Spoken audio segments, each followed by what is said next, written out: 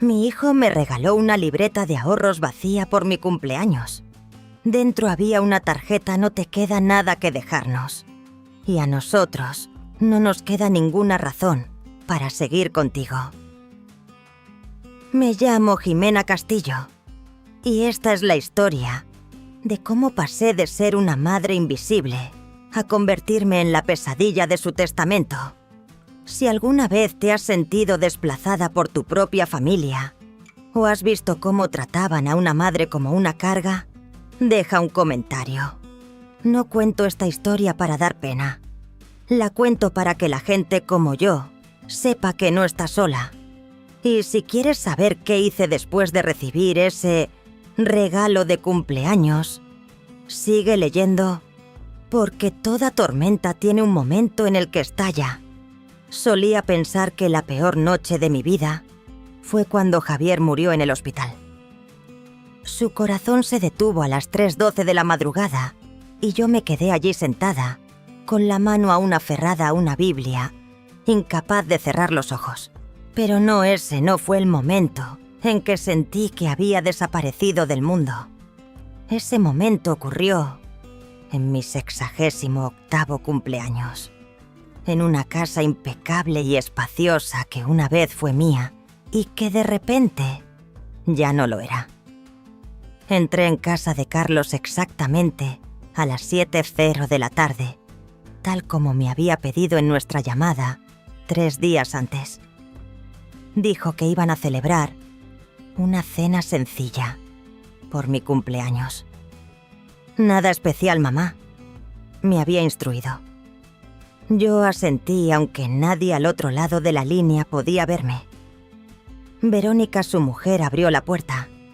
Sonrió, pero no me miró. Nunca me miraba a los ojos. «Ah, ya estás aquí», dijo dándose la vuelta de inmediato. Ni un abrazo, ni contacto visual. Yo era solo una cita más en su apretada agenda. La casa era fría de esa manera en que solo lo son las casas demasiado limpias y silenciosas. Blanca, brillante, vacía. Ni una sola foto familiar en las paredes. Ni fotos de la boda. Ni imágenes de un Mateo de mejillas regordetas o de una Sofía más joven acunando una muñeca. Lo sabía porque había mirado aquí a escondidas cada vez que venía de visita. Y cada vez me encontraba con la misma decepción. Sofía estaba en la mesa del comedor con la cabeza hundida en su móvil. No levantó la vista. No dijo una palabra. Ni siquiera un hola. No la culpaba. Era joven, pero aún así dolió un poco. Recordaba cómo se sentaba en mi regazo rogándome que le leyera La Bella Durmiente cada viernes por la noche. Una vez dijo: «Ojalá fueras tú mi mamá». Solo tenía 4 años. Mateo estaba apoyado en el marco de la puerta de la cocina. Era callado a diferencia de su hermana. Sus ojos se encontraron con los míos. Lo vi claramente. La mirada de alguien que todavía recordaba que yo formaba parte del retrato familiar. Pero no dijo nada. Solo bajó la cabeza y se volvió hacia la cocina. Carlos salió de su despacho todavía con la camisa de vestir y el móvil en la mano.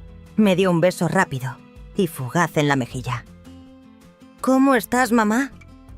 «Estoy bien», respondí. «Ven, siéntate». Verónica ha preparado una ensalada de kale y unas galletas de lino. «Te va a encantar». Sabía que no me gustaría. Nunca había podido con el kale. Pero sonreí.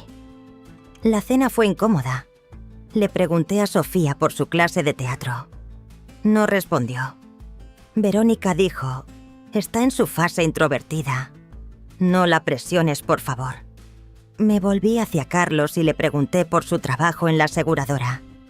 Se encogió de hombros. «Lo de siempre. Están haciendo recortes. Es agotador, mamá». Estuve a punto de contarle la vez que Javier perdió su trabajo y comimos alubias de bote durante una semana. Pero Carlos me interrumpió. «Papá lleva 10 años muerto, mamá. Tienes que vivir en el presente. Me callé. Las palabras me golpearon como un martillo en el pecho. Verónica me puso un plato de ensalada verde delante. A tu edad tienes que reducir las proteínas. Lo leí en internet. Asentí. Nadie me había preguntado qué quería comer. Luego llegó la tarta. Era una tarta de mousse de fresa comprada en una pastelería preciosa, pero fría como el hielo. No era del tipo que me gustaba, y desde luego, no era como las que yo solía hornear para el cumpleaños de Carlos cada año. Nadie mencionó la tarta de queso que yo había traído en un recipiente de cristal que seguía intacta en la encimera de la cocina donde la había dejado al llegar. Carlos se levantó sosteniendo una caja de regalo plateada y me la entregó. Aquí tienes tu regalo. Lo hemos elegido entre todos. Me quedé atónita. No esperaba gran cosa. Una tarjeta, un marco de fotos, un par de guantes de lana. Cualquier cosa habría estado bien. Pero una caja de regalo aún encendía una pequeña llama de esperanza en mi corazón. La abrí. Dentro había una libreta de ahorros, de color azul pálido, y completamente vacía. No había números, ni nombre, ni firma, ni saldo. Solo un pequeño papel doblado sujeto con un clip. Lo desdoblé. Todo lo que tienes para dejar en herencia está tan vacío como esta libreta. Al principio no lo entendí, o quizás no quise entenderlo. Verónica fue la primera en reír. Sofía la siguió, su risa era tan fuerte que se echó hacia atrás en el sofá. Carlos me dio una palmada en el hombro. Es solo una broma, mamá. No te tomes todo tan a pecho. Una broma.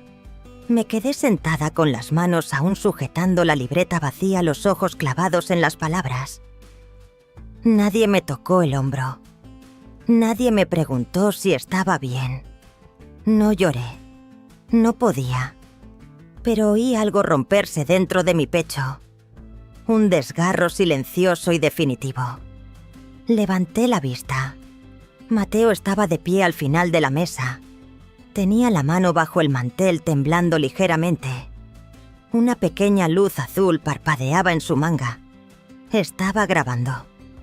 Pero sus ojos estaban fijos en los míos sin parpadear. Como si se estuviera disculpando solo con la mirada. No dije nada. Dejé la libreta sobre la mesa. Puse un tenedor lleno de ensalada de cale en mi plato. Y comí en silencio. 3 días antes de que todo sucediera recibí una llamada de Carlos a las 10:13 de la mañana. Recuerdo la hora con precisión porque estaba doblando servilletas en la cocina y el reloj de pared había hecho su familiar clic justo antes de que sonara el teléfono. Normalmente las llamadas matutinas eran del centro de salud de la farmacia o de un gestor del banco, intentando venderme un plan de ahorro especial para mayores. Pero esta vez era Carlos. Me quedé helada un instante cuando su nombre apareció en la pantalla. No porque fuera una sorpresa, Carlos todavía llamaba de vez en cuando necesitaba información de cuentas antiguas, escrituras de propiedades, o a veces solo para regañarme por olvidar apagar la calefacción cuando cuidaba de Mateo en su casa. Pero esta vez su voz era diferente, más suave sin su tono apresurado habitual.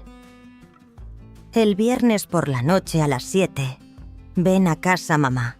Solo una cena sencilla por tu cumpleaños. No respondí de inmediato.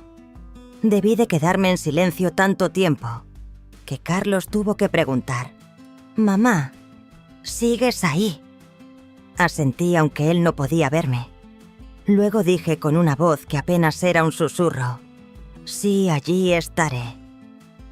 Después de colgar, me quedé inmóvil en la silla de madera de la cocina durante casi 10 minutos, con la servilleta amarilla todavía a medio doblar en mis manos.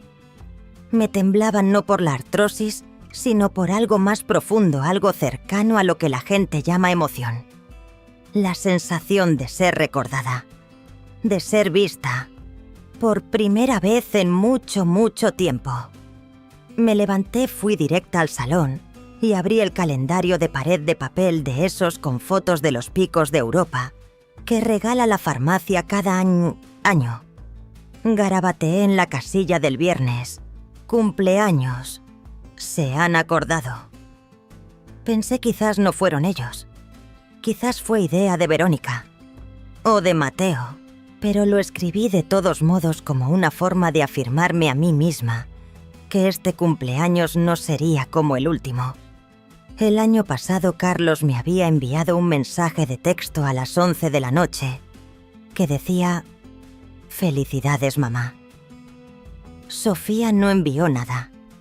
Mateo me envió una pegatina de una tarta de cumpleaños por WhatsApp, pero no estaba segura de si había sido él o si su madre se lo había recordado. Decidí teñirme el pelo. No porque quisiera parecer más joven, no me engañaba a mí misma, sino porque quería mirarme al espejo y ver a una mujer que había hecho un esfuerzo. Pedí cita en la peluquería de Lily a 5 calles de mi casa. Lily era coreana menuda de manos rápidas y de pocas palabras. Le dije: «Me gustaría un tono plateado con reflejos ceniza, que se vea algo de cana pero que no esté apagado». Ella asintió y trabajó con un tacto suave. Cuando terminó me miré en el espejo. No parecía más joven, pero definitivamente parecía menos cansada, como si acabara de quitarle el polvo a una fotografía antigua. Recordé que Javier solía decir que estaba guapísima de azul marino.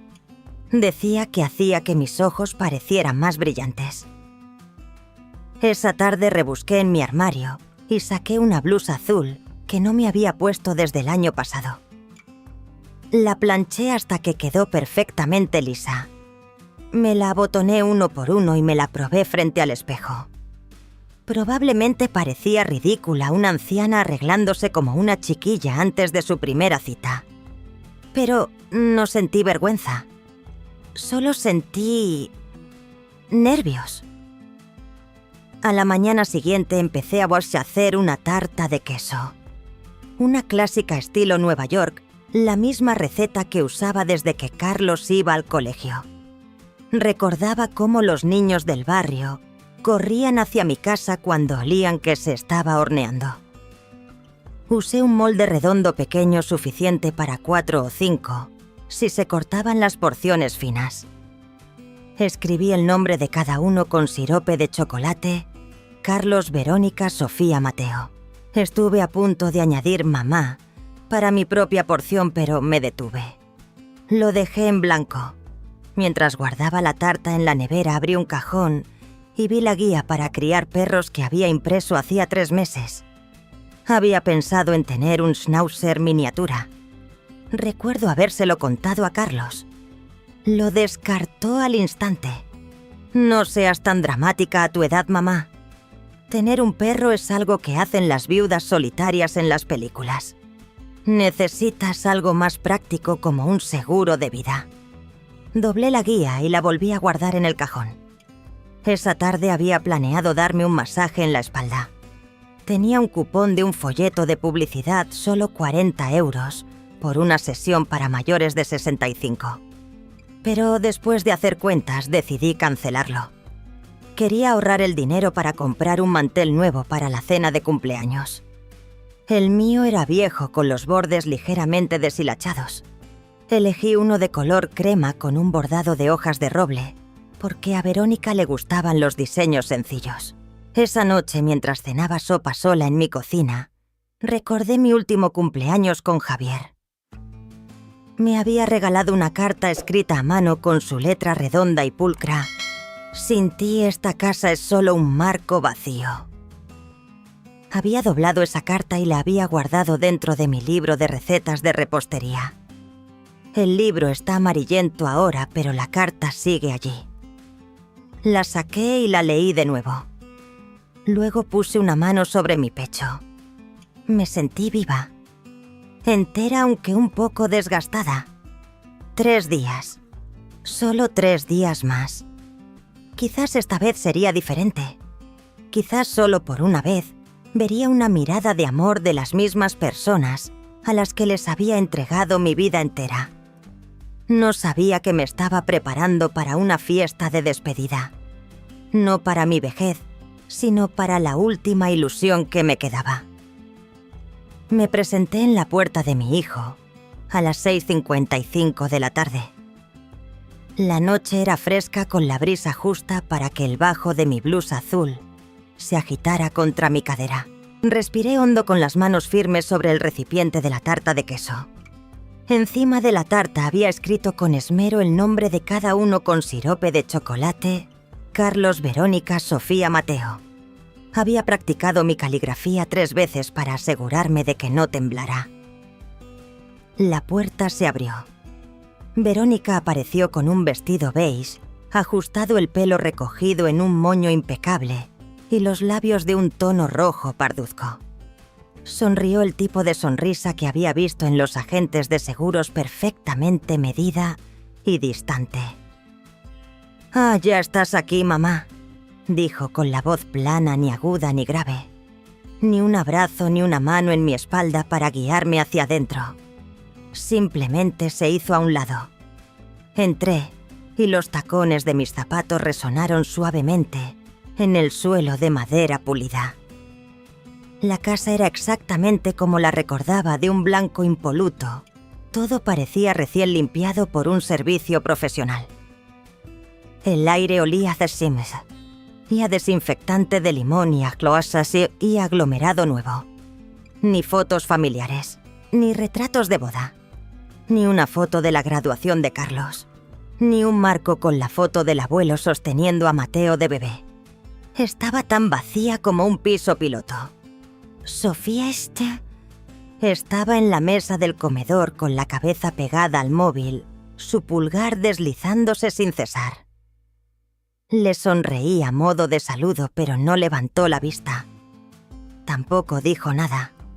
Quizás no me oyó, o quizás me oyó, pero no se molestó en reaccionar. Mateo salió de la cocina. Sus ojos se encontraron con los míos. Había un destello de luz en ellos, la misma mirada que tenía de niño, cuando robaba un trozo de tarta extra que le había dicho que guardara para más tarde. Empezó a caminar hacia mí para decir algo, pero se detuvo. Oí la voz de Verónica desde la cocina. «Mateo termina de poner la mesa». Él se dio la vuelta obedientemente. Carlos bajó del segundo piso. Camisa blanca, pelo perfectamente peinado, caminando con la seguridad de quien se dirige a una reunión de la junta directiva. Me dio un abrazo protocolario de esos que solo involucran los hombros y no tienen tiempo para más. «¿Cómo estás, mamá?» «Estoy bien», respondí. «Ven a la mesa. Verónica ha preparado un par de cosas que te van a encantar». Me acerqué a la mesa del comedor. Un mantel gris claro, platos blancos cubiertos alineados en filas perfectas. Todo era perfecto a la manera de Verónica, pulcro, frío, ni un tenedor fuera de lugar, ni un cuenco de más a la vista. En el centro de la mesa había una fuente de ensalada, de cale, galletas de lino, sopa de judías rojas y zumo de pepino. Ni vino, ni carne. Nada que hubiera aparecido en nuestras cenas familiares cuando Javier vivía. Le pregunté a Mateo: «¿Sigues nadando?» Oí que pensabas competir el verano pasado. Antes de que pudiera abrir la boca, Carlos intervino. Lo dejó mamá. Sus notas no eran lo suficientemente buenas. Tiene que centrarse en los estudios. Asentí. No insistí. Aunque sabía que Mateo amaba la natación tanto como Carlos, había llamado tocar la guitarra, algo que Carlos había abandonado cuando Verónica se quejó de que era un ruido innecesario. Tomé un bocado de ensalada y mastiqué lentamente. Era difícil de tragar. El kale nunca me había sentado bien amargo duro, y un recordatorio de que era demasiado vieja para adquirir nuevos gustos. Intenté hacer un cumplido sobre las galletas. Llevan almendras. Son bastante interesantes. Verónica soltó una pequeña risa, pero tenía un matiz hiriente como una puñalada. Qué curioso, creía que habías dicho que no podías comer frutos secos duros. ¿O es que tu paladar ha cambiado con la edad? Forcé una risa a cambio. Sonó fría y débil. No me quedaba nada que decir. Después de la cena, todos recogieron la mesa. Fui a la cocina, saqué la tarta de queso del estante inferior de la nevera y justo estaba abriendo la tapa cuando Verónica dijo lo suficientemente alto para que toda la sala la oyera. «Ah, ¿has traído una tarta, mamá? Sofía está reduciendo el azúcar y Carlos tiene que vigilar su colesterol. Quizás la dejemos para otro momento». Asentí. Dejé la tarta, la que tenía sus nombres escritos, sobre la encimera. Nadie la tocó. Carlos dio una palmada. Hora de los regalos, Sofía me entregó una caja envuelta en papel plateado con un lazo azul claro. Era preciosa. Le di las gracias y empecé a desatar la cinta. Pero de repente Mateo se levantó nervioso. «Abuela, déjame coger la tarta». «Espera un segundo». Lo miré con las manos todavía en la caja. «No te preocupes, cariño. Esto solo tardará un momento». Levanté la tapa. Dentro había una libreta de ahorros. Una antigua, del tipo que los bancos ya no emiten. Pasé la primera página, en blanco. La segunda página, en blanco. Ni nombre, ni saldo. Nada. Había un trozo de papel sujeto con un clip entre las páginas. Lo abrí. Era la letra de Carlos, tan pulcra como una solicitud de ingreso a la universidad. «Todo lo que tienes para dejar en herencia está tan vacío como esta libreta». Oí a Sofía reír por lo bajo. Verónica se rió a carcajadas, luego carraspeó como para disimular. Carlos me dio una palmada en el hombro. «Es solo una broma, mamá. Lo entiendes, ¿verdad?» «Oh, lo entendía». Lo entendía perfectamente. Miré la libreta en mis manos sintiéndome como si me hubieran exprimido hasta la última gota. No porque la libreta estuviera vacía, sino por las sonrisas en sus rostros mientras me la entregaban. Una satisfacción silenciosa y petulante. Como si por fin hubieran dicho lo que llevaban tanto tiempo pensando sin tener que ocultarlo más. Volví a colocar la libreta en la caja y cerré la tapa. Nadie me preguntó cómo me sentía. Nadie me miró a los ojos. Nadie mencionó la tarta que había traído. Me quedé otros 15 minutos escuchándolos hablar sobre el trabajo, las clases de yoga y los planes de verano. No hablé. No pude comer ni un bocado más. Tenía la garganta apretada como si estuviera recubierta de harina seca. Cuando llegué a casa me cambié de ropa, me solté el pelo y me miré en el espejo. Me quité la blusa azul, la doblé con cuidado y la volví a colgar. Me senté en la cama y encendí la lámpara de la mesita de noche. Entonces susurré casi inaudiblemente. Era solo una broma. Pero sabía la verdad, nadie estaba bromeando.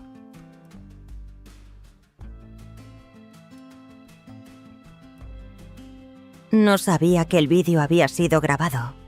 No había visto el móvil en la mano de Mateo esa noche. No había notado el ángulo. No había oído la cámara encenderse.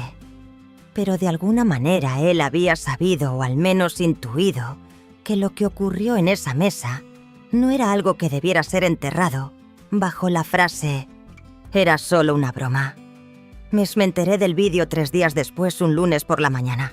Estaba sentada en mi cocina revisando una lista de cosas que planeaba donar a la residencia de ancianos cercana, a libros viejos, algunas mantas de lana y marcos de fotos de madera sin usar. Sobre la mesa había una taza de manzanilla fría y una tostada con mantequilla que no había terminado. Entonces sonó el teléfono fijo. No suelo contestar a números desconocidos, pero esa mañana me sentía demasiado vacía como para que me importara. Hola, ¿es usted Jimena Castillo? Sí, soy yo. Me llamo Andrea. Soy periodista del diario matinal. Quería preguntarle sobre un vídeo que se ha hecho viral recientemente sobre su fiesta de cumpleaños. ¿Estaría dispuesta a compartir su historia? Me quedé en silencio atónita durante unos segundos. ¿Qué vídeo? El que se titula Libreta vacía, un cumpleaños que nadie debería vivir. Se publicó ayer en un canal de YouTube llamado Justicia sin filtros. A estas horas tiene más de 2 millones de visitas y... Usted es la protagonista. No dije nada por un momento. Sentí que mis manos empezaban a temblar. No tengo nada que decir, respondí. No quiero ser famosa. Solo quiero que dejen de tratarme como un objeto. Colgué y me levanté de la silla desorientada. Fui al dormitorio, cogí mi abrigo y salí de casa olvidándome las llaves. Caminé por el barrio pasando por el taller de coches, por la pequeña cafetería de la señora Juana y luego di la vuelta. No compré nada. No saludé a nadie. Solo caminé dejando que el sol de la mañana quemara parte de la vergüenza.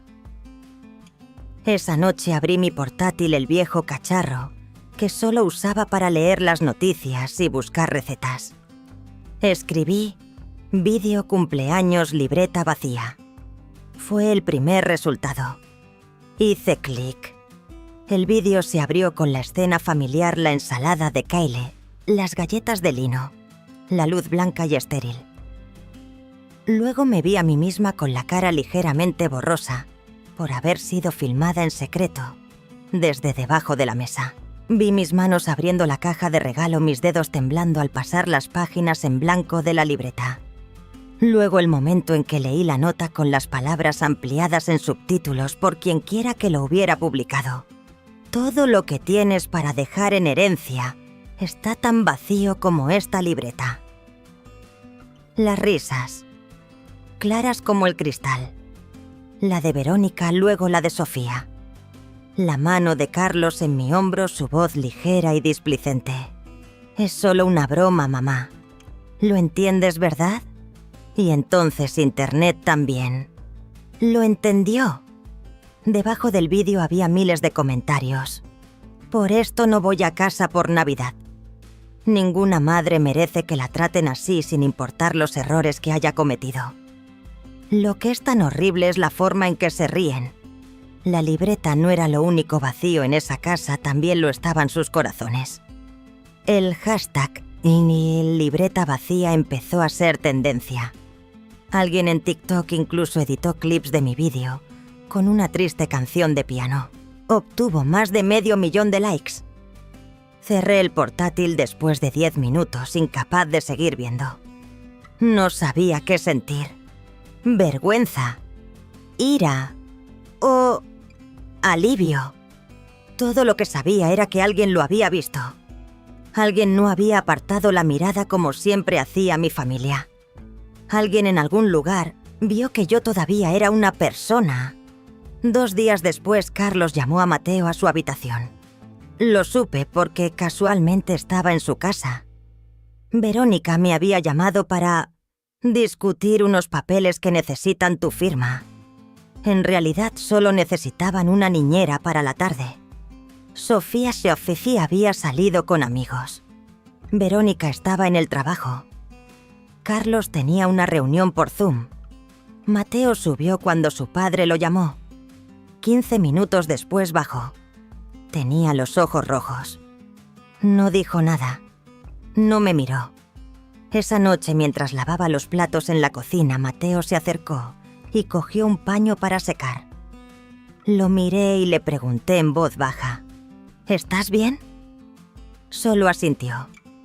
No habló, pero sus manos temblaban y sus ojos lo decían todo.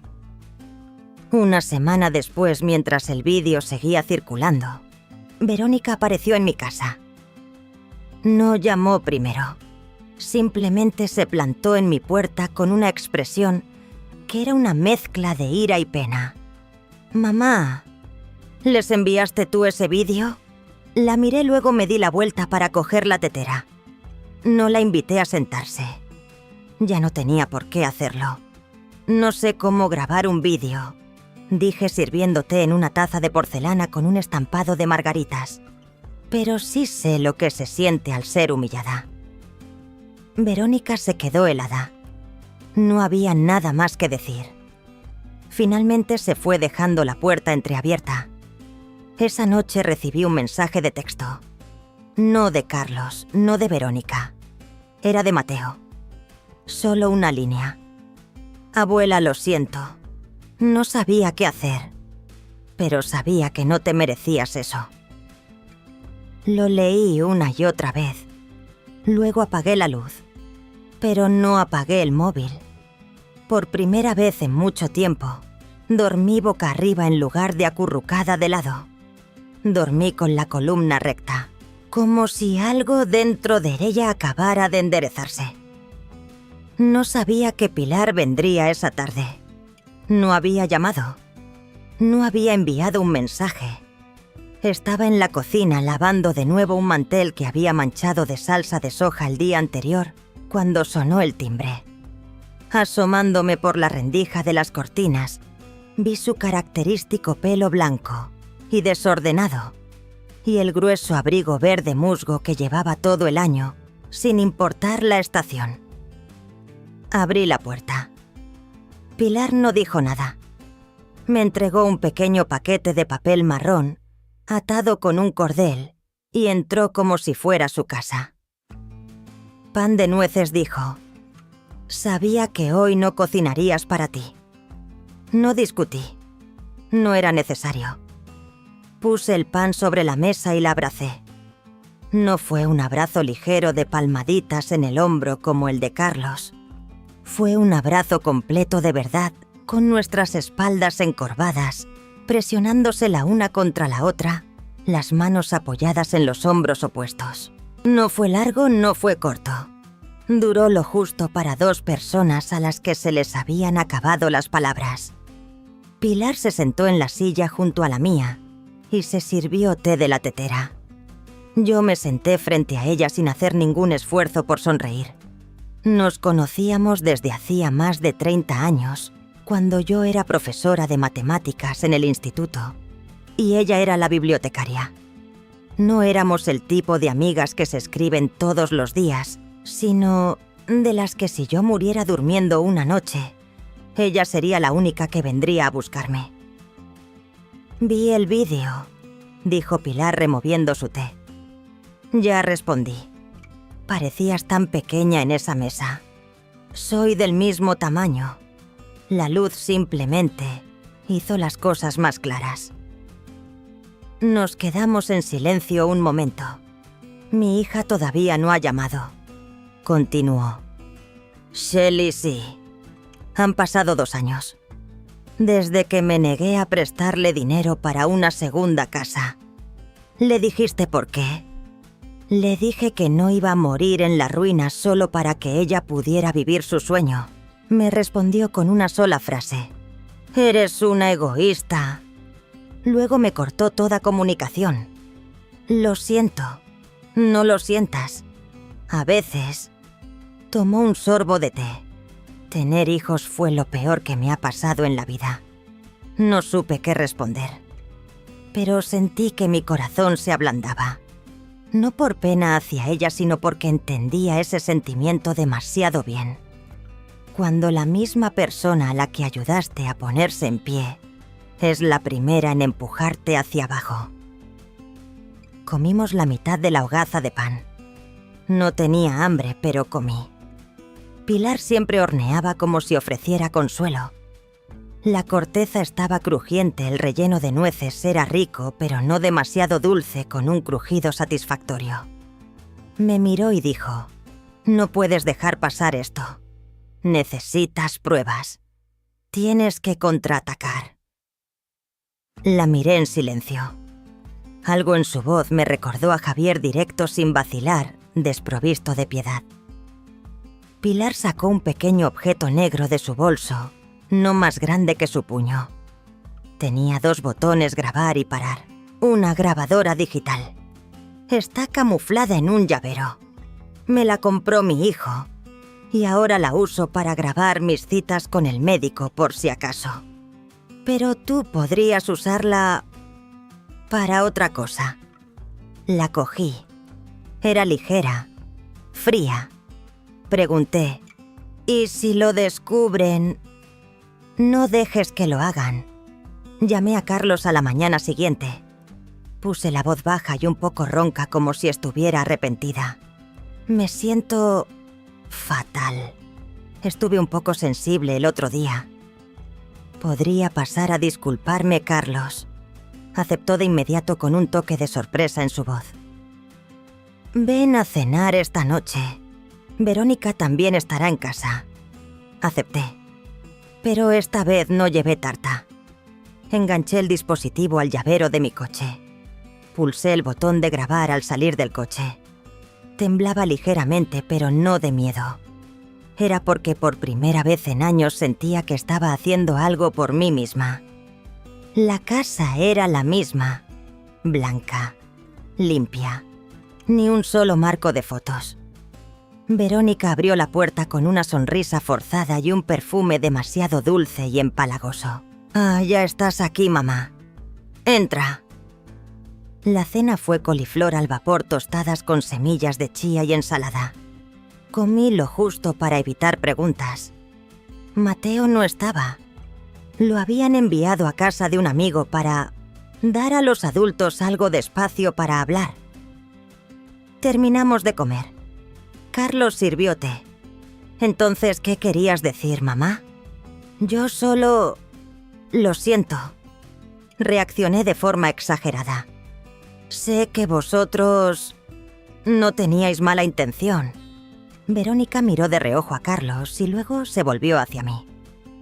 Bueno, puede que fuéramos un poco duros, pero también deberías entender que a tu edad necesitas simplificar tu vida. Permanecí en silencio. Carlos continuó.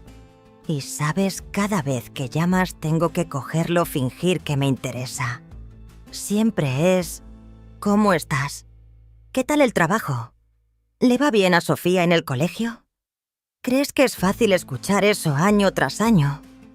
Sentí que mi mano se apretaba alrededor de la taza de té. Pero no dije nada. Verónica añadió con su voz uniforme y firme. Te dije que tu madre era tóxica. Solo lo soporto por el bien de la familia. Todo gira en torno a ella. Y nosotros siempre somos los culpables. Terminé mi té y dejé la taza. Lo entiendo, dije. ¿De verdad?, preguntó Carlos. Más claramente que nunca. Esa noche volví a casa y puse las llaves sobre la mesa.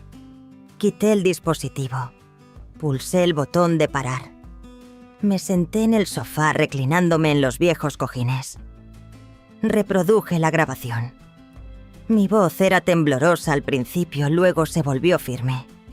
La voz de Carlos era clara como el cristal. La de Verónica era tan afilada como una uña arañando un cristal. Cuando la grabación terminó, la apagué. Pilar estaba sentada a mi lado. No hizo preguntas. Me volví para mirarla. Creo, dije lentamente, que es hora de reescribir mi testamento.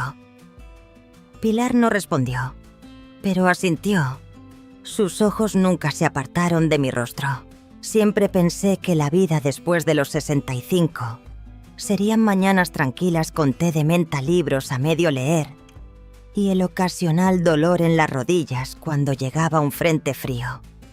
Pero no. Lo que tenía era un archivo de audio con las maldiciones del mismo niño al que había ayudado a dar sus primeros pasos. Y un plan. Metí el pendrive con la grabación en el bolsillo de mi abrigo, junto con un grueso fajo de documentos sujetos por una goma elástica marrón. Luego caminé 4 calles hasta la parada del autobús. Ya no conducía. No porque no pudiera, sino porque ya no tenía prisa por llegar a ninguna parte. El despacho de Emilio Blasco estaba en un viejo edificio de ladrillo rojo, de 3 pisos detrás de la biblioteca municipal. Lo elegí no porque fuera famoso, sino porque fue él quien ayudó a mi marido Javier a redactar su testamento 11 años atrás. Emilio tenía una voz como la madera curada, profunda, firme y sin juicios. Necesitaba a alguien así. Jimena, lamento mucho lo que ha pasado, dijo sirviéndome un vaso de agua. No hay nada que lamentar, respondí.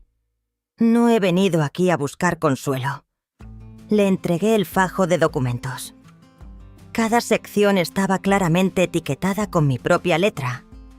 La casa de la calle Mayor, la cuenta de inversión en Gestora Ibérica, las acciones de energías renovables, el terreno junto al lago Sereno, el terreno donde Javier había soñado con construir una cabaña para que los nietos fueran en verano. Quiero reescribir mi testamento. Todo. Jimena, ¿estás segura tu patrimonio vale casi 3 millones de euros? No es una decisión que deba tomarse a la ligera. No la estoy tomando a la ligera, Emilio. He convivido con mi vergüenza el tiempo suficiente para entender el valor de la decisión. Saqué el pendrive del bolsillo de mi abrigo y lo puse sobre su escritorio. Deberías escuchar esto antes de escribir nada. Lo conectó a su ordenador. Escuchamos juntos en silencio. La voz de Carlos resonó clara como el día. ¿Qué sentido tiene que viva tanto? Cada vez que llama tengo que fingir que me importa. La voz de Verónica siguió más fría que el invierno. Te dije que tu madre era tóxica. Solo lo soporto por el bien de la familia. Cuando la grabación terminó, Emilio se quitó las gafas y se secó la frente. ¿Quieres hacer esto público? Cogí mi vaso y bebí un sorbo de agua. No necesito que el mundo sepa quiénes son. Solo necesito que ellos vean el monstruo que crearon. Él asintió. Entonces, ¿a quién quieres dejárselo? Saqué un papel escrito a mano de mi bolso y lo puse sobre la mesa. Estaba escrito con claridad. 40% del patrimonio a Mateo Castillo Nieto. Nota adjunta. Mi nieto fue el único en esa casa que se aferró a la luz de su propia humanidad. El 60% restante se dividirá a partes iguales entre 3 beneficiarios. La beca en memoria de Javier Castillo, para estudiantes de ingeniería que hayan perdido a uno de sus padres. La Biblioteca Municipal de Madrid, donde solía donar libros cada año. El refugio Almas Viejas, un santuario para animales ancianos y enfermos donde adopté 2 gatos después de que Javier falleciera. Emilio lo leyó, luego preguntó: ¿alguna disposición especial? Lo miré directamente a los ojos. Añade una cláusula de desheredación. Cualquiera Carlos, Verónica o Sofía que impugne o desafíe este testamento quedará permanente e irrevocablemente excluido de cualquier reclamación relacionada. Hecho. Eso es legalmente sólido. Le entregué otro papel, una carta escrita a mano. Esta es una carta que debe encontrarse si yo desaparezco de repente. Contiene mis agradecimientos, mis razones para dejarle el dinero a Mateo e información sobre los fondos. Nada extremo. ¿Qué estás planeando, Jimena? No estoy planeando nada. Solo estoy planeando irme sin tener que dar explicaciones a gente que no las merece. Emilio no dijo nada. Dobló la carta y la guardó con cuidado en un sobre. Antes de salir de su despacho pregunté: necesitaré que me certifiquen como mentalmente competente, ¿verdad? Sí. Organizaré una evaluación médica independiente, tanto neurológica como cognitiva. Necesitaremos eso en el archivo antes de la notarización final. Pero pareces más lúcida que cualquier cliente que haya tenido jamás. Sonreí. Mi lucidez es lo último que me queda. Esa noche estaba en casa cuando Mateo llamó. No desde su propio móvil, sino desde una cabina telefónica detrás de la biblioteca. Podía oír las sirenas de fondo. Abuela, sí, aquí estoy. Me están obligando a borrarlo todo. Mis cuentas, TikTok, Reddit, mi correo electrónico. Mamá dice que soy un riesgo mediático. Me han estado interrogando sin parar.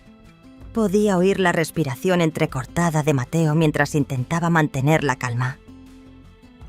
¿Estás bien? Estoy bien, pero odio sentir que soy el culpable por decir la verdad. Cerré los ojos. Mi corazón se encogió una mezcla de dolor y calidez. No hiciste nada malo, Mateo. Los que están equivocados son aquellos que crean un mundo donde tienes que esconder tu bondad. Después de un momento, Mateo dijo con una voz que apenas era un susurro: si alguna vez te vas, no digas nada. Solo deja una nota. Eso será suficiente para mí. Me quedé sentada en la cocina durante mucho tiempo después con la mano alrededor de una taza de té fría. Fuera de la ventana las hojas amarillas se arremolinaban con el viento amontonándose en los escalones. Pensé en la casa junto al lago sereno. Javier había querido construir una pequeña cabaña allí. Yo lo había descartado por poco práctico. Ahora pensé, no habría cabaña, pero quizás de sus cenizas podría construir el resto de mi vida ordenada, tranquila y sin que nadie pudiera derribarla nunca más. No dormí mucho la noche anterior, no por ansiedad o expectación, sino porque necesitaba una claridad absoluta. Me desperté a las 4:30 de la madrugada y me preparé un café solo sin azúcar, como solías hacer cuando todavía enseñaba. Sentada en la cocina miré el mantel blanco que no había usado en años. Luego lo doblé suavemente y lo guardé en un cajón. Hoy no era una madre, no era una abuela, era una testigo de mi propia vida. Y traía la acusación. Emilio Blasco llamó para confirmar a las 9:00 en punto. Todo está listo, Jimena. Todos han recibido la citación. Estarán aquí a las 10:30. Llevaba un vestido largo y gris y una simple pinza negra en el pelo. Sin maquillaje, sin joyas. Solo llevaba un sobre grueso en la mano que contenía el testamento final, pulcramente mecanografiado, firmado y sellado por Emilio. Mateo me encontró al final de la calle. No dijo una palabra, solo se quedó allí de pie con una vieja sudadera gris marengo, las manos en los bolsillos. Me subí al coche y él arrancó todavía en silencio. No necesitábamos palabras. Simplemente puse mi mano sobre la suya tan ligera como un punto al final de una frase. El despacho de abogados estaba en el segundo piso del edificio de ladrillo rojo. El día era luminoso, pero dentro de mí, todo era de un tono gris uniforme. Cuando entré en la sala de reuniones, vi que Verónica ya estaba sentada con las piernas cruzadas, mirando su móvil con un suspiro impaciente. Sofía estaba sentada junto a su madre, con el rostro tenso. Carlos estaba de pie junto a la ventana de espaldas a la sala, como si algo mucho más allá del cristal fuera su única preocupación real. Emilio me saludó con un asentimiento y luego hizo un gesto para que todos se sentaran. Estamos reunidos hoy aquí para la lectura de la última voluntad y testamento, revisados de Jimena Castillo. Están presentes el asesor legal, un notario público y una cámara de vídeo para el registro legal. Aparté una silla y me senté. Mateo se sentó a mi derecha. Permaneció en silencio. Puse el sobre la mesa. Antes de que Emilio lea el testamento, tengo algo que decir. La sala se quedó en silencio. No miré a nadie, solo fijé la vista en los ojos de Emilio, como si me estuviera mirando a mí misma hace 10 años, cuando todavía estaba llena de esperanza.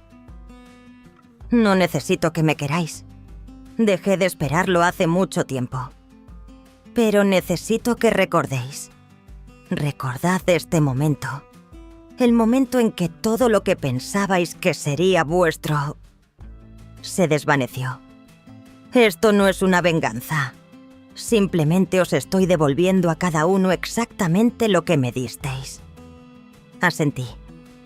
Emilio pulsó un botón en un mando a distancia. La grabación comenzó a sonar. La voz fría de Carlos llenó la sala. ¿Qué sentido tiene que viva tanto? Cada vez que llama tengo que fingir que me importa.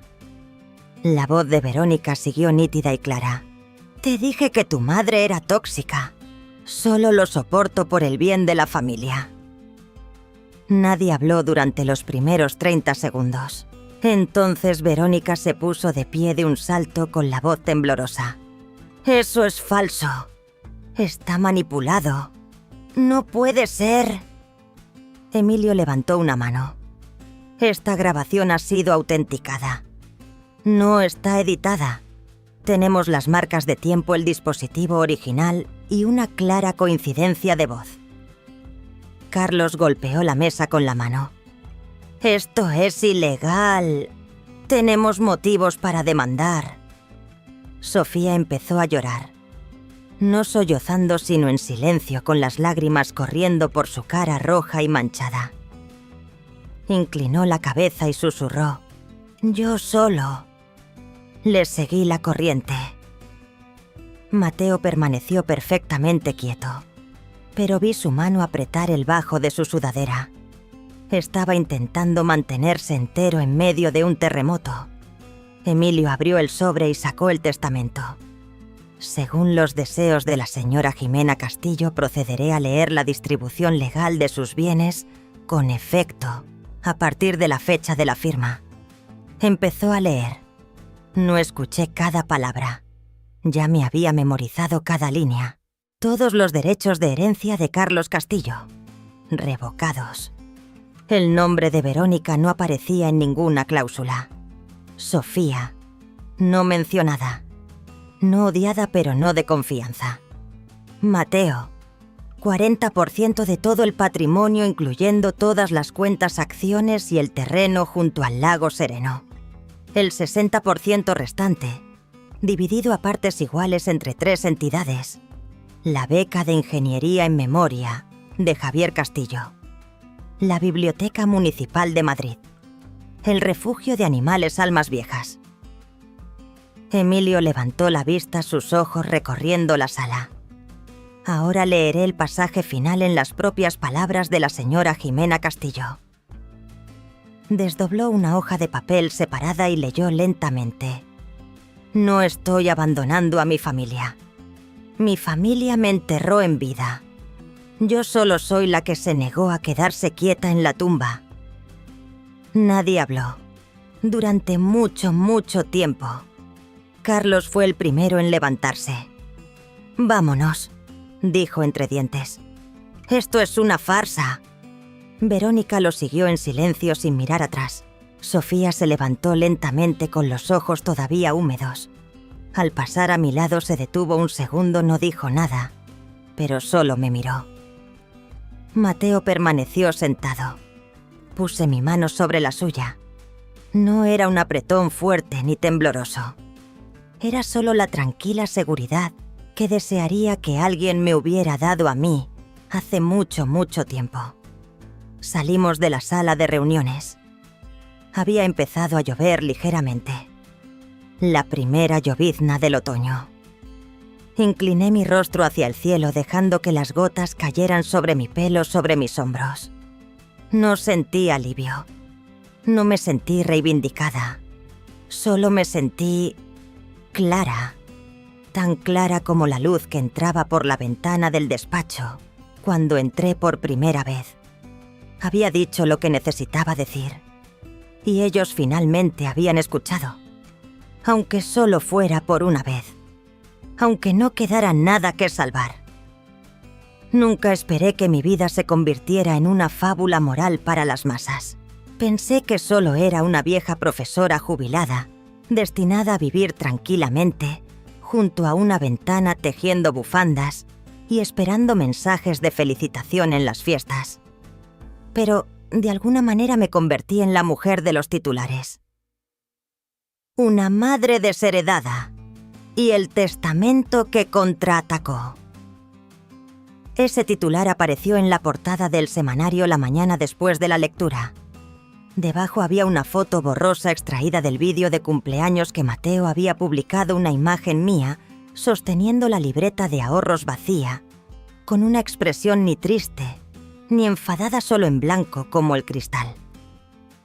No recuerdo quién tomó esa foto, pero sabía que me seguiría durante mucho tiempo, más que cualquier foto familiar. Me enteré primero de lo de Carlos por Pilar. Me trajo el periódico físico todavía oliendo a tinta. Han desenterrado todo su expediente de revisión interna en la compañía de seguros, dijo. Resulta que llevaba un tiempo con problemas en la gestión de fondos. Informes que no cuadraban. Aumentos de sueldo irregulares. Después de que saliera esa grabación, la junta directiva decidió suspenderlo, a la espera de una investigación más a fondo. Solo asentí. No sentí alivio ni pena. Pensé en el día en que Carlos había llorado delante de mí, después de que lo acosaran en el instituto. Recuerdo haberle dicho: «Siempre estaré de tu lado». No me arrepentía de haberlo dicho entonces, pero ahora estaba en un lado diferente. La siguiente noticia fue sobre Verónica. Las redes sociales estallaron con correos electrónicos internos y documentos filtrados de un proyecto de seguros que ella gestionaba. Varias pólizas de seguro de hogar habían sido aprobadas a pesar de carecer de verificación financiera. Se sospechaba que algunos pagos de comisiones eran gratificaciones irregulares. Su empresa emitió un comunicado. El acceso al sistema de la empleada Verónica Ruiz ha sido suspendido temporalmente a la espera de los resultados de una auditoría interna. La prensa lo llamó el efecto dominó de una libreta de ahorros vacía. Las redes sociales fueron más crueles. Vi una foto de ella con un traje de pantalón gris, convertida en un meme. El pie de foto decía: «Comete fraude de seguros, pero todavía tiene tiempo para imprimir una libreta falsa para su suegra». No lo compartí. No lo guardé. Pero lo miré más tiempo del que pensé que lo haría. De Sofía fue de la última que supe. Una vieja amiga de mis tiempos de instituto me envió un mensaje. Mi hija me dijo que Sofía perdió su beca para estudiar en el extranjero. La universidad revisó su expediente de ética después de que el vídeo del cumpleaños se hiciera viral. No me sorprendió, pero aún así sentí que se me encogía el corazón. Sofía solo tenía 16 años después de todo. Recordé cuando la sostenía de bebé, la forma en que se aferraba a mí cada vez que me iba después de un día de cuidarla. Y entonces vi un clip corto en TikTok.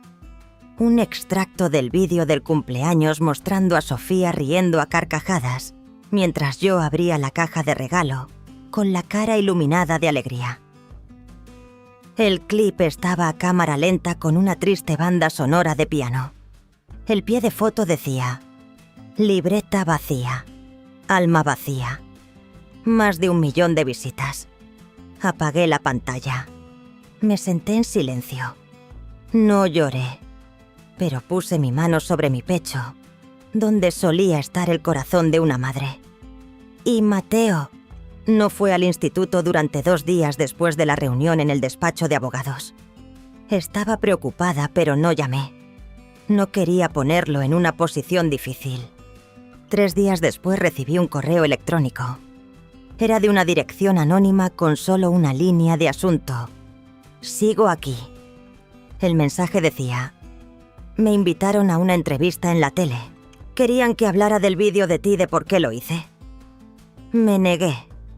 Un pequeño periódico me pidió una entrevista por correo electrónico. Solo les di una frase: no necesitaba una recompensa. Solo necesitaba que mi abuela supiera que alguien estaba escuchando. No sé cómo será mi vida ahora, pero sé que si no te pones del lado correcto, solo eres una sombra. Y tú nunca fuiste una sombra, abuela. Lo leí una y otra vez. Cada palabra se sentía como si estuviera siendo tallada a mano en mi corazón. Esa noche Pilar trajo una botella de sidra y 2 vasos. Chocó su vaso contra el mío su voz tan profunda y firme como un viejo himno.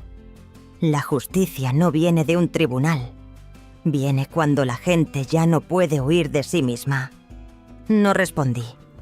Solo pensé que si Javier todavía viviera habría puesto un disco de jazz, me habría llevado al porche y habría dicho: «¿Ves? Nunca fuiste tan débil como pensabas». Pero él ya no estaba. Y yo había aprendido a levantarme por mi cuenta. A la mañana siguiente saqué todas mis cartas antiguas. Una carta de Carlos en el instituto disculpándose por las malas notas. Una nota de agradecimiento de Verónica después de la boda. Un dibujo de Sofía en primero de primaria representándome como una hada madrina con el pelo plateado. Las reuní todas. Las envolví en papel de periódico. Las metí en una caja de cartón. En la tapa escribí: «El pasado ya no es válido». Luego la llevé al garaje y cerré la tapa. Tardé exactamente 3 semanas en desaparecer del sistema. No el tipo de desaparición dramática que se ve en las series de televisión, donde alguien quema un pasaporte y cambia su nombre a la luz del fuego. No hice nada ilegal. Simplemente me retiré en silencio. Vendí la casa a través de una pequeña inmobiliaria donde un joven agente me llamó «Señora Castillo», con una sonrisa libre de juicios. No preguntó por qué me iba. Solo preguntó cuán rápido quería cerrar el trato. Le dije: «Lo antes posible, hijo». Los activos se transfirieron a un fideicomiso que Emilio me había ayudado a establecer.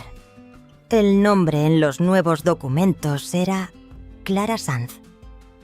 No elegí el nombre porque tuviera un significado especial. Lo elegí porque no conllevaba recuerdos.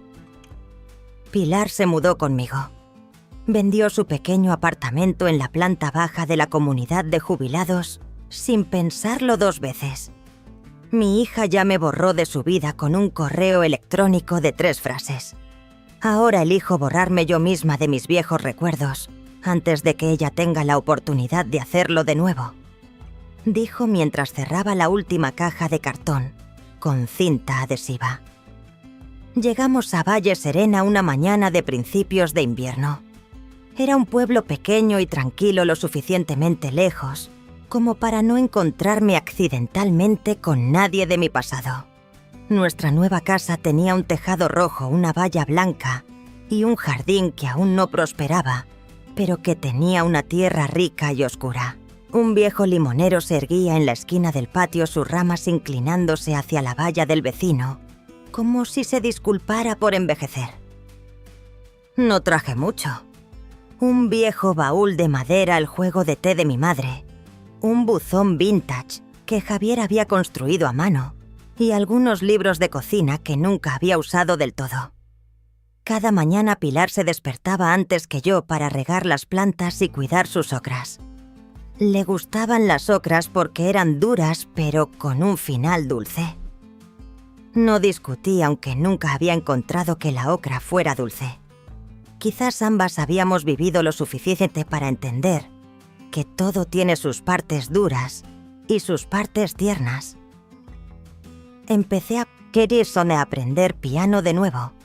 Había un viejo piano vertical en una iglesia abandonada cercana. El jardinero me dejaba usarlo unas horas cada semana. Mis dedos ya no eran ágiles, pero el sonido era el mismo, firme, simple, sin necesidad de público. Una vez al mes escribía una carta a mano a Mateo, sin correos electrónicos, sin llamadas telefónicas, solo papel blanco, tinta negra, letra cuidada y un sobre con sello. En la primera carta escribí: «Mi querido Mateo, hoy se me ha quemado el fondo de un bizcocho de almendras, pero Pilar se lo ha comido todo de todos modos. Dijo que la parte de arriba todavía estaba lo suficientemente dulce. Quizás la vida es así. Las partes quemadas también dejan un cierto aroma. Gracias por no darle la espalda a la luz. Con cariño, la abuela. No esperaba una respuesta. Y nunca recibí una. Pero cada vez que escribía sentía que estaba enviando un trozo de gratitud que nadie más en el mundo merecía ya. Sabía que Mateo las leía. Pilar recibió un mensaje de una amiga de la hermana de un vecino, o algo así, que decía que el chico guardaba una pequeña caja de madera en su escritorio cuidadosamente cerrada con llave. Cada carta estaba protegida en una funda de plástico numerada y etiquetada. La primera estaba etiquetada: no todas las personas mayores son inútiles. Algunas solo son tesoros escondidos en el lugar equivocado. Me quedé sentada durante mucho tiempo cuando oí eso. No dije nada, pero mi mano se aferró al borde de la mesa como si temiera que la emoción se escapara de mi cuerpo y se adhiriera al aire. Vivíamos con sencillez. Té por la mañana, la radio por la tarde y a veces una partida de 3 en raya en un trozo de papel. Pilar siempre ganaba. Yo siempre fingía enfadarme. Cada vez que llovía nos sentábamos en el porche envueltas en mantas viendo el agua gotear de las viejas tejas, del tejado al canalón. Cada gota era un suspiro que una vez había contenido. Ahora los dejaba ir todos con la lluvia. Todavía no los he perdonado. No creo que tenga que hacerlo. El perdón es una elección, no una obligación.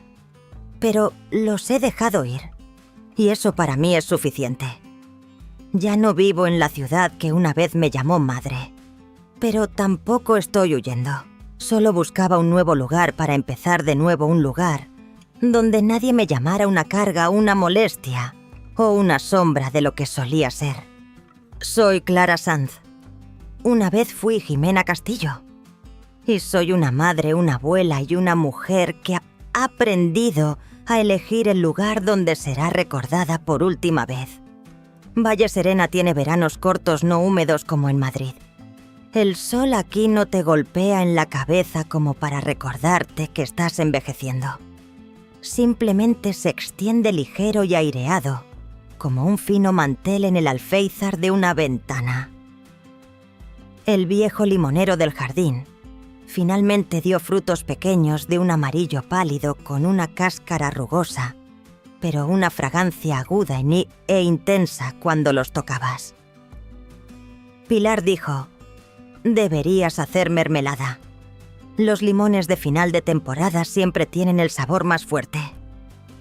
Me reí. Creo que yo misma soy una persona de final de temporada, solo que no sé si mi sabor sigue siendo lo suficientemente fuerte. Ya no hablábamos mucho del pasado.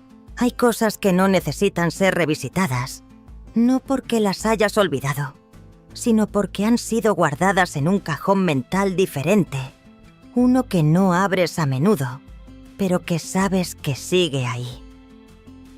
Cada mes todavía escribía una carta a Mateo. No usaba teléfono ni correo electrónico.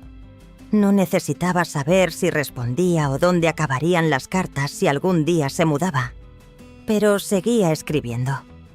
Porque creo que cuando alguien te ha visto de verdad por quién eres, esa conexión no puede borrarse.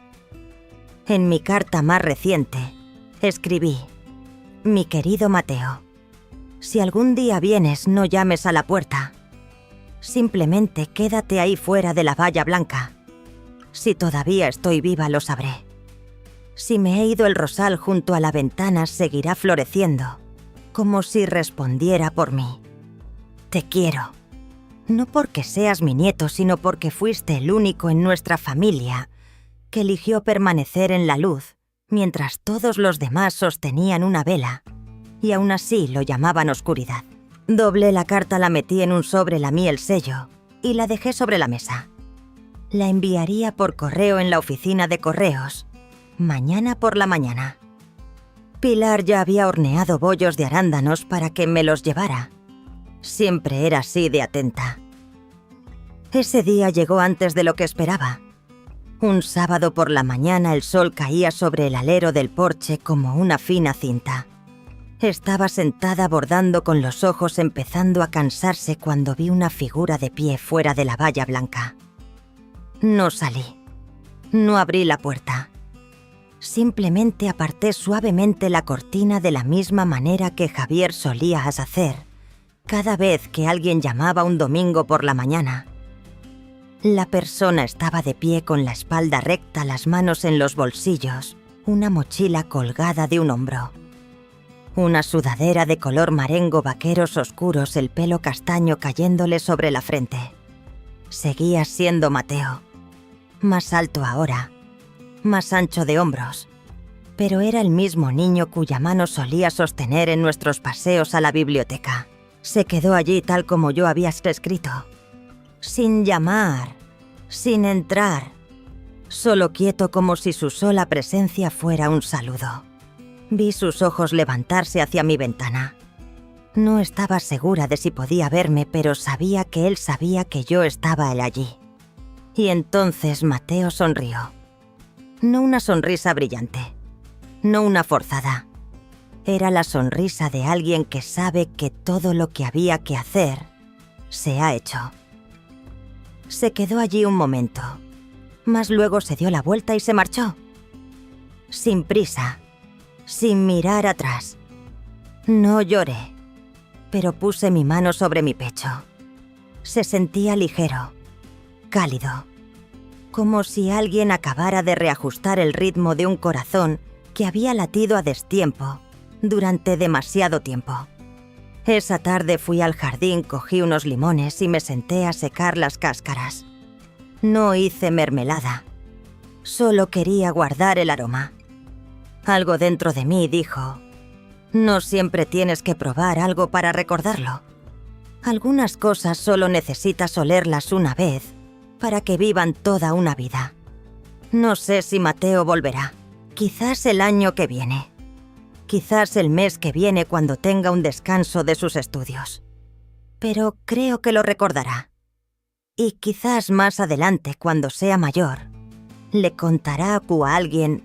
Mi abuela solía escribirme una carta cada mes. No me enseñaban qué hacer. Solo me recordaban que era visto y que era amado. Creo que eso es suficiente. Esta historia no tiene un final feliz de Hollywood. No hay una reunión entre lágrimas. No hay una disculpa pública. Pero tiene a una anciana viviendo en una casa de tejado rojo, en Valle Serena, que riega sus ocras cada mañana y dobla una carta cada tarde. Tiene a un chico que eligió estar en el lado correcto, aunque significara enfrentarse a sus propios padres. Y tiene un buzón vacío si lo miras desde fuera, pero lleno de cosas en las que ya nadie piensa con pasión, respeto y un recuerdo que nunca fue reescrito. Si todavía estás aquí después de todo esto, sospecho que podrías estar llevando algo no dicho dentro de ti. Quizás es una herida, quizás es un silencio, quizás es un recuerdo que doblas deliberadamente cada vez que sopla el viento. No soy una persona valiente. Estuve en silencio durante muchos años. Cedí, aguanté, me dije a mí misma: son jóvenes, están ocupados, no debería pedir demasiado. Y cada uno de esos no pedir demasiado se amontonó como piedras sobre mi autoestima.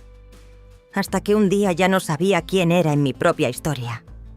Si hay algo que he aprendido de este viaje es esto: el respeto nunca es un regalo por defecto por ser madre o abuela. Es algo que puedes perder si no alzas la voz.